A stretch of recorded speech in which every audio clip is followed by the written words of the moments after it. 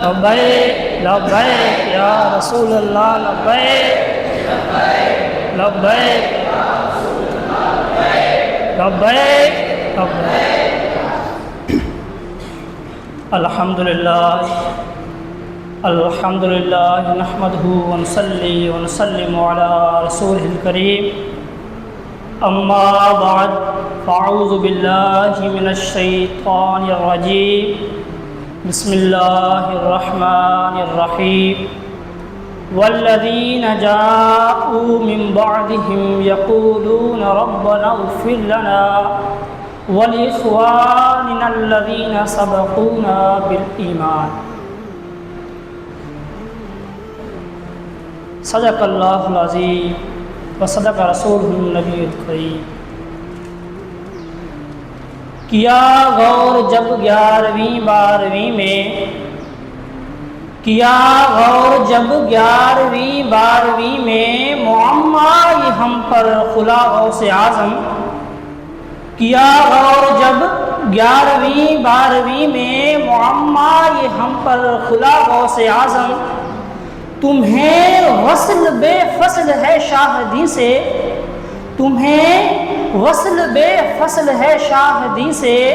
دیا حق نے یہ مرتبہ غوث اعظم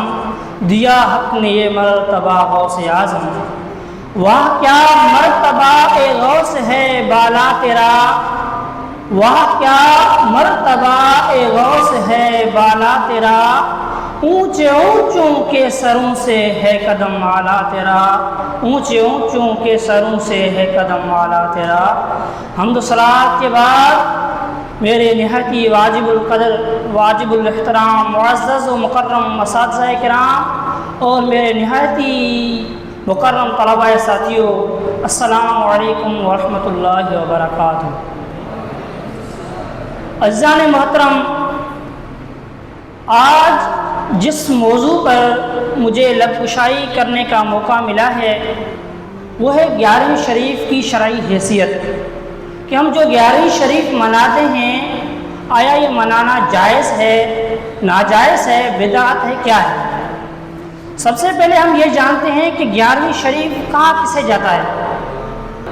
11ویں شریف سیدنا غوث اعظم کے ایصال ثواب کے لیے کی جانے والی محفل کا نام ہے۔ چونکہ آپ کا وصال 11 ربیع الثانی کو ہوا تو اس لیے ہم اس دن سیدنا غوث اعظم کی بارگاہ میں قرآن شریف، تلاوت کلام الہی، ذکر و اذکار کر کے ان کی بارگاہ میں ہدیہ اور نذرانہ پیش کرتے ہیں۔ اس محفل کو 11ویں شریف کہا جاتا ہے۔ اب 11ویں شریف منانا یہ جائز ہے یا نہیں؟ تو ہم علماء اہل سنت کا مذہب یہ ہے کہ 11ویں شریف منانا یہ جائز ہے۔ فتاوی رضویہ کے اندر اعلیٰ حضرت امام البرکت فرماتے ہیں کہ 11ویں شریف اپنے مرتبہ فردیت میں مستحب ہے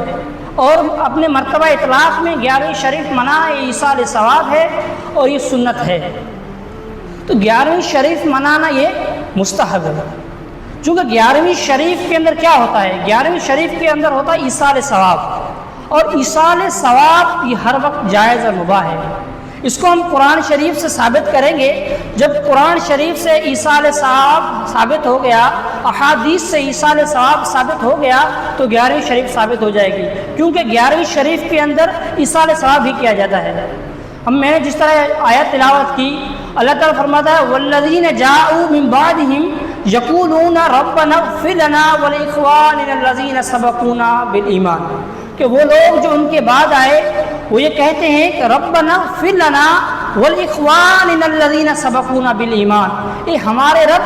ہمیں بخش دیجئے اور ہمارے ان بھائیوں کو جو ہم سے پہلے ایمان کے ساتھ سبقت لے جا چکے۔ یعنی جو مہاجرین اور انصار کے بعد جو آنے والے ہیں وہ یہ کہتے ہیں کہ ہمارے رب ہمیں بھی بخش دیجئے اور ہمارے جو پہلے بھائی گزر چکے اسلام لا کر انہیں بھی بخش دیجئے۔ اس آیت کے تحت تفسیر نور العرفان میں مفتی احمد یار خان نعیمی رحمۃ اللہ علیہ فرماتے ہیں کہ اس سے دو چیزیں ثابت ہوئی۔ ایک یہ کہ جب بھی دعا کریں تو صرف اپنے لیے دعا کو خاص نہ کریں، بلکہ جو ہمارے سلف صالحین ہیں، بزرگان دین جو اسلام کے ساتھ اس دنیا سے پردہ فرما چکے، ان کے لیے بھی دعا کی جائے۔ دوسرا کہ جو ہم بزرگان دین کے لیے جو محافل کا انعقاد کرتے ہیں، 11ویں شریف ہو گئی، عرس ہو گیا، ان کے اندر تمام بزرگان دین کے لیے دعا کی جائے۔ تو اب اس سے یہ ثابت، ایصال ثواب ثابت ہو رہا ہے کہ ہم جو اپنے بزرگان دین کے لیے دعا کریں، ان کے لیے مغفرت کی دعا کریں۔ اس طرح احادیث کے اندر بھی اس کا ثبوت ملتا ہے، جس طرح کہ مشکات شریف، سنن ابو داؤد کے اندر یہ حدیث موجود ہے، حضرت سعد بن عبادہ سے روایت ہے۔ وہ فرماتے ہیں کہ عن سعد بن عبادہ قال یا رسول اللہ ان ام سعد ماتت، انہوں نے عرض کی اللہ کا رسول بے شک ام سعد وفات پا چکی ہیں، فأی الصدقۃ افضل، کہ کون سا صدقہ ہے جو افضل ہے، کہ وہ میں کون سا صدقہ کروں ان کی طرف سے جو افضل ہے جس سے ان کو زیادہ ثواب ملے۔ تو آقا علیہ الصلوۃ والسلام نے فرمایا الماء، یعنی پانی۔ تو پھر انہوں نے ایک کنواں کھودا اور اس کا نام رکھا کہ یہ کنواں ام سعد کے لیے ہے۔ اب اس سے ایصال ثواب کا ثبوت ہو رہا ہے کہ وہ شخص حضور کی بارگاہ میں آئے، انہوں نے یہ عرض کی یا رسول اللہ میری والدہ فوت ہو چکی ہیں، اور اگر میں ان کی طرف سے صدقہ کرنا چاہوں، ایصال ثواب کرنا چاہوں تو میں کون سا کام کروں؟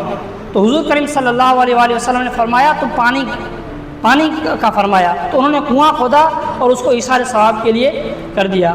اسی طرح دوسری حدیث ہے، عائشہ صدیقہ رضی اللہ عنہ سے روایت ہے، فرماتی ہیں ایک شخص حضور کی بارگاہ میں آیا، اس نے عرض کی کہ اللہ کے رسول میری والدہ کا اچانک انتقال ہو گیا ہے اور انہوں نے کوئی کلمہ نہیں فرمایا، اگر وہ کوئی کلمہ فرماتی تو ضرور وہ صدقہ کرتی، اگر میں ان کی طرف سے صدقہ کروں آیا یہ قبول ہوگا یا نہیں؟ حضور نے فرمایا ہاں۔ تو اب اس سے یہ ثابت ہو رہا ہے کہ یہ جو ایصال ثواب ہم کرتے ہیں، میت کی طرف سے جو صدقہ کرتے ہیں، یہ جائز ہے، یہ ان کو ان کا ثواب ملتا ہے۔ جس طرح رد المختار کے اندر ہمارے علماء کے حوالے سے یہ قول جو منقول ہے کہ ہمارے علماء نے یہ تصریح فرمائی ہے اگر کوئی انسان کوئی صدقہ کرے یا روزہ وغیرہ کر کے جو میت کے لیے ثواب کو جو بخشے تو اس کو اس کا ثواب ملتا ہے۔